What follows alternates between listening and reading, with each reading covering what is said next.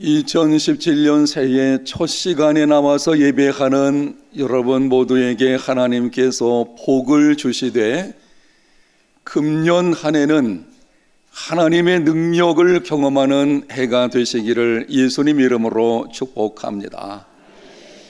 2017년은 우리 교회 모든 성도들이 소문에서 경험으로 나아가는 한 해입니다. 지금까지 하나님께서 어떤 분이신지를 소문으로 알았지만 이제는 경험으로 아는 믿음으로 나아가는 한 해가 될 것입니다.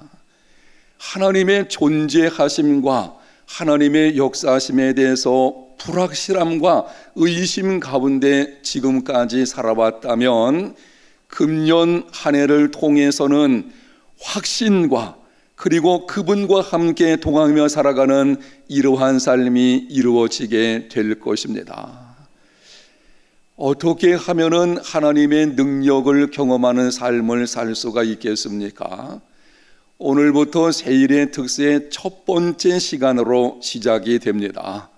이번 새일의 특세의 주제는 하나님의 능력을 경험하는 삶, 그리고 1년 동안 저와 여러분들이 이러한 하나님의 축복을 받는 삶이 될 것입니다. 어떻게 하면은 하나님의 능력을 경험하는 삶을 살 수가 있겠습니까? 모든 기회를 위대한 기회로 삼아야 합니다. 옆 사람에게 이렇게 한번 격려하는 시간을 갖도록 하겠습니다. 모든 기회를 위대한 기회로 삼으시기를 바랍니다.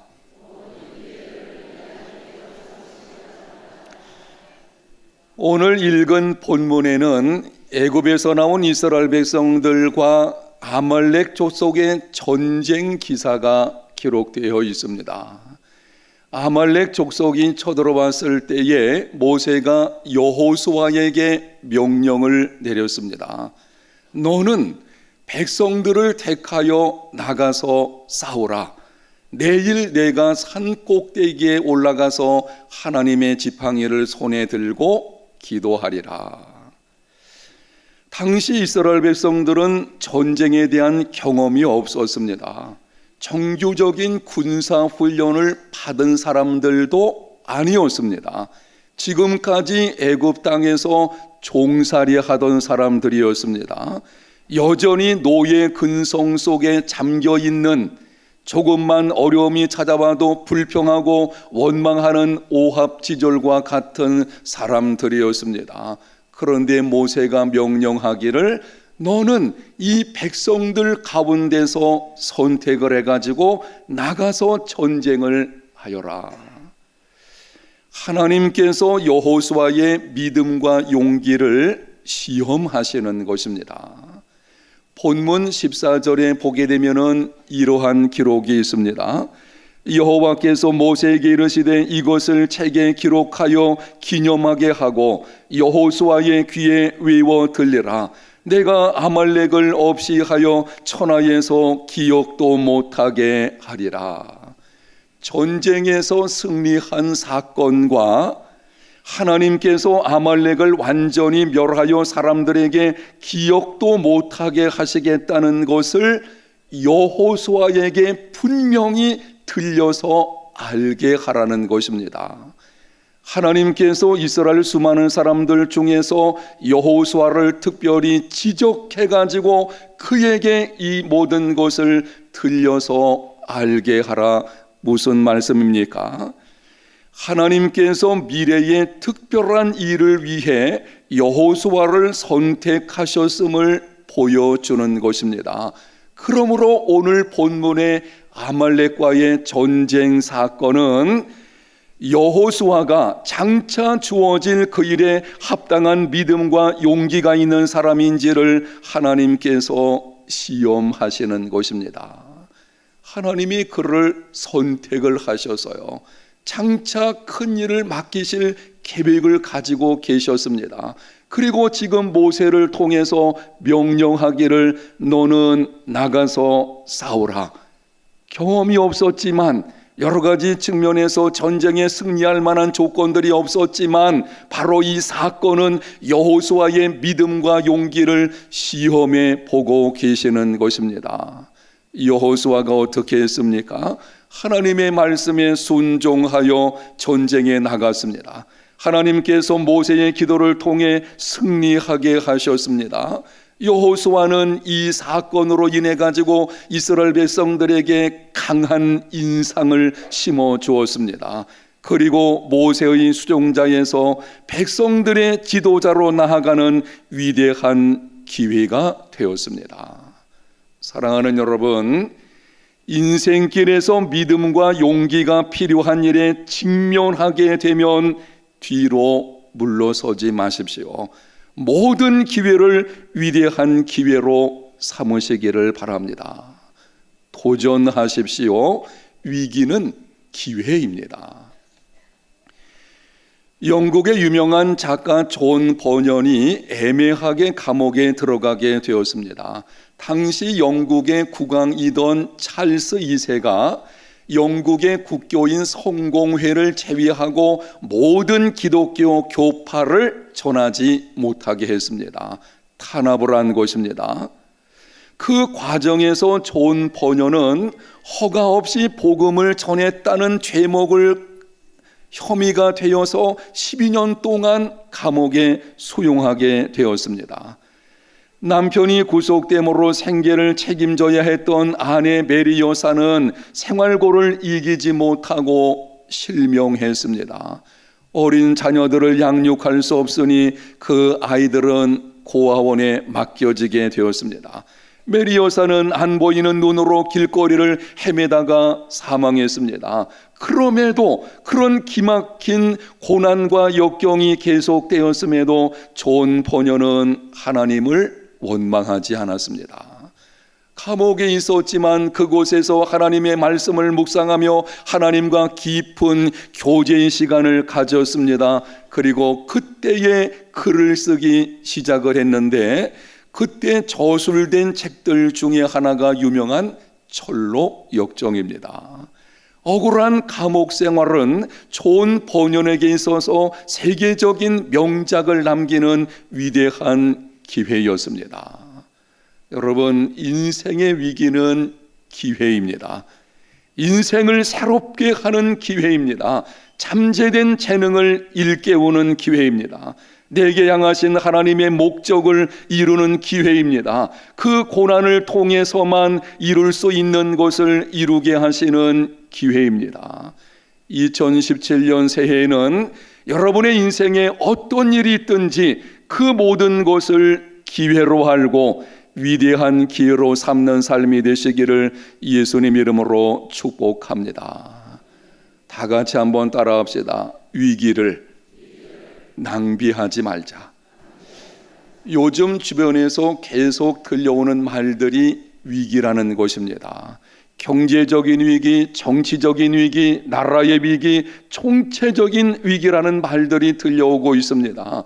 사람들이 위기라고 말하지만 하나님을 섬기는 백성들은 위기는 기회라고 하는 것을 알고 그 위기를 낭비하지 말고 여러분의 인생 속에서 어떤 일이 찾아오든지 그것을 기회로 알고 그 기회를 위대한 기회로 삼는 믿음의 삶이 되시기를 바랍니다.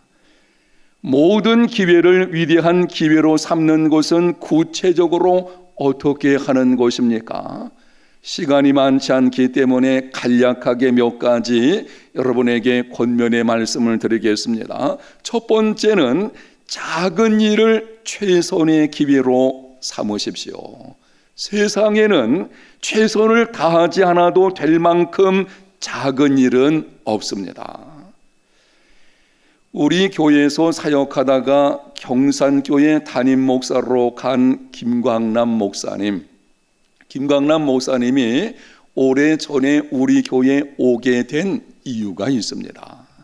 한 번은 제가 여름 휴가를 맞아서 아내와 함께 서울 쪽에 있는 교회 가서 예배를 드리고 그리고 제가 있었던 서대문 교회 오후 예배를 드리기 위해서 방문을 했습니다. 그런데 그 오후 예배 때에 한 젊은 전도사가 설교를 하는데 참 잘합니다. 내용을 잘 파악을 해가지고 설교를 너무 잘하는 것이 인상적이어 가지고 제가 나중에 물어봤습니다. 이름이 뭡니까? 이름이 뭐죠? 김광남. 세월이 좀 지나서 우리 교회에서 부목사 청빙을 하게 되었을 때에 그때 바로 그 젊은 전도사 김광남, 바로 그 목사가 기억이 나게 되었고, 그래서 우리 교회 청빙하게 돼서 우리 교회에서 사역을 잘 하고 지금은 경산교회에서 담임 목사로 아주 훌륭한 목회를 하고 있는 것을 보게 됩니다. 사랑하는 여러분, 누군가가 보고 있습니다.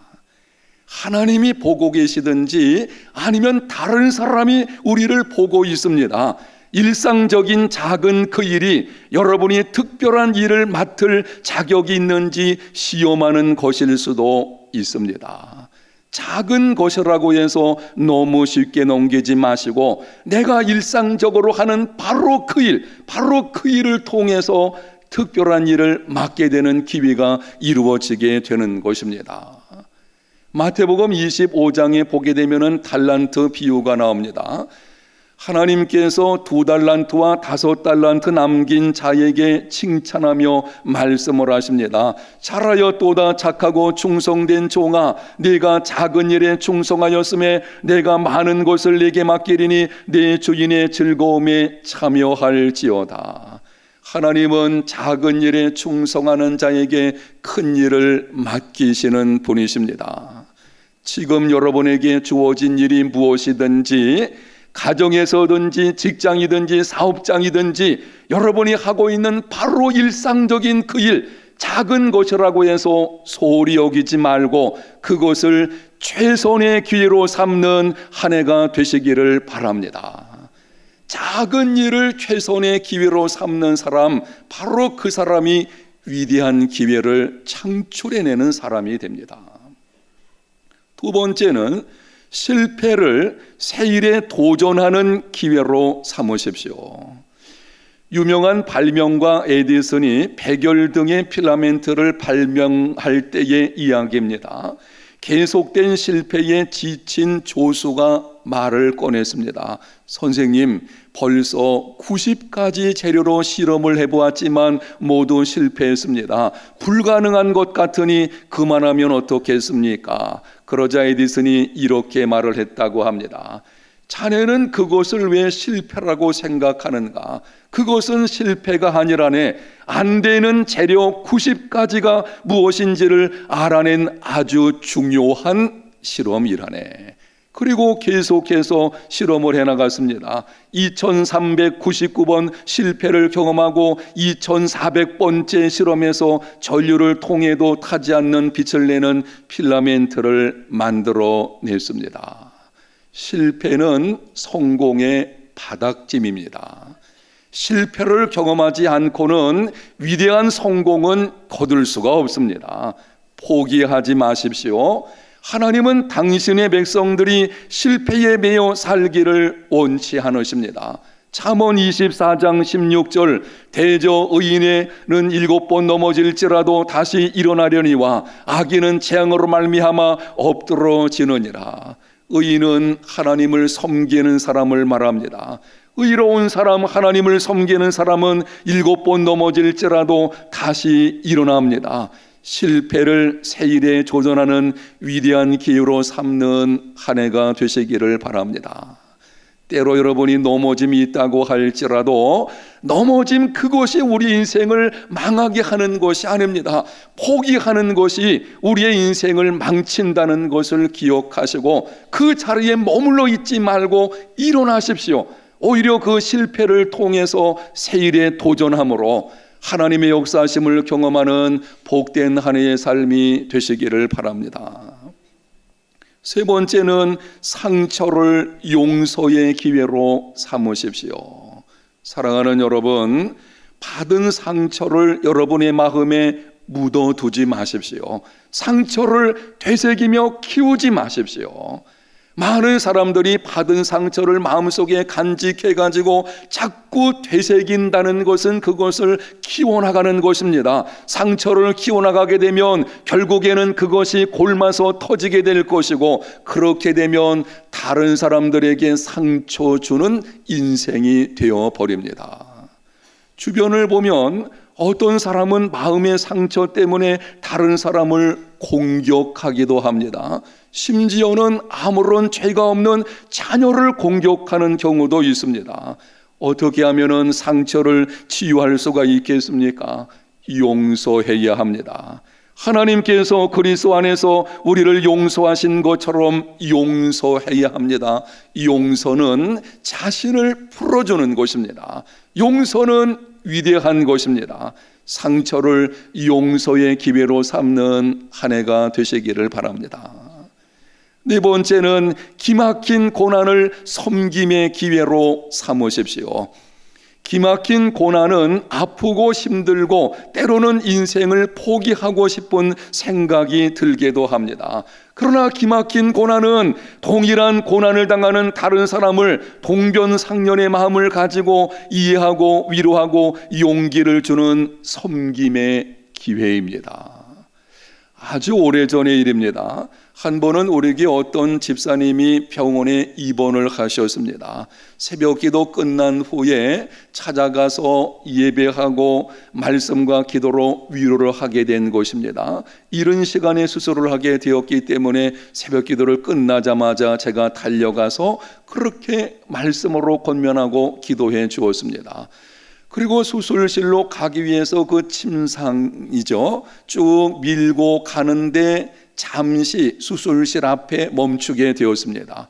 그때 지나가던 어떤 사람이 우리 여자 집사님 그 침상에 붙어있는 그 병명이 적힌 것을 이렇게 뜩 보더니 이렇게 말을 합니다. 아유, 걱정하지 마세요. 저도 이 병으로 수술했는데 이렇게 많이 회복되었잖아요. 그 말을 듣는 순간 집사님의 눈이 반짝이면서 표정이 환해지는 것입니다. 제가 설교하고 기도할 때 그런 표정 없었어요. 아니 근데 그 사람 목사도 안 해요. 근데 그 사람이 지나가다가 어떤 여자분이 말 한마디 했는데 눈이 반짝거리면서 표정이 환해지는 것을 보게 됐습니다. 왜 그렇습니까? 동병상련의 마음을 가지고 말하기 때문입니다.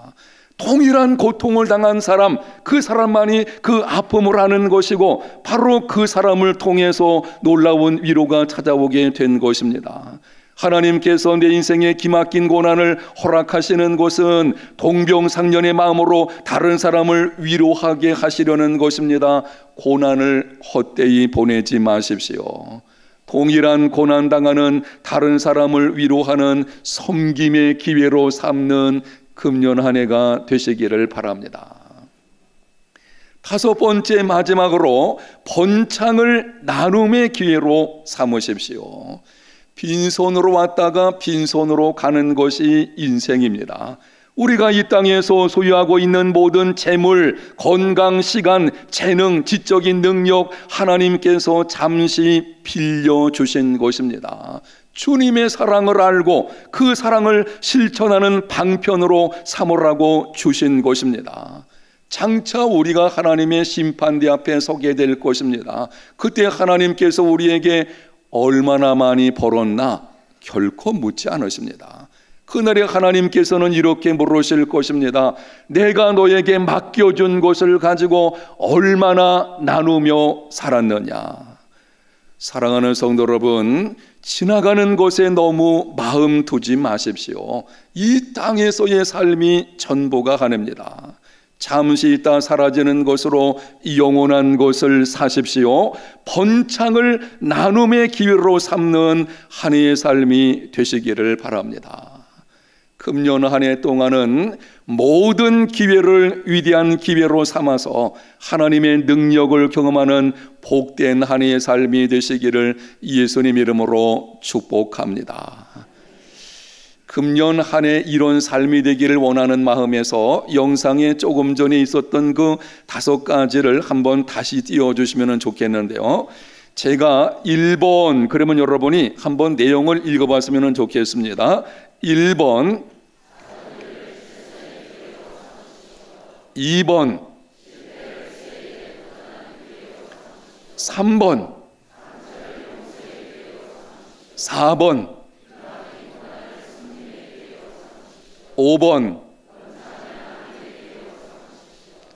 금년 한 해 여러분에게 주어지는 모든 기회를 위대한 기회로 삼는 복된 삶이 되시기를 바랍니다. 저는 설교를 준비하면서 계속 이 말씀을 묵상을 해보았어요. 그리고 이 말씀이 오래전부터 이미 말씀드리려고 했던 것입니다. 그 얼마 안 되는 시간 속에서도 무슨 일이 있을 때에 제가 다짐합니다. 이번 기회를 위대한 기회로 내가 삼아야 되겠다.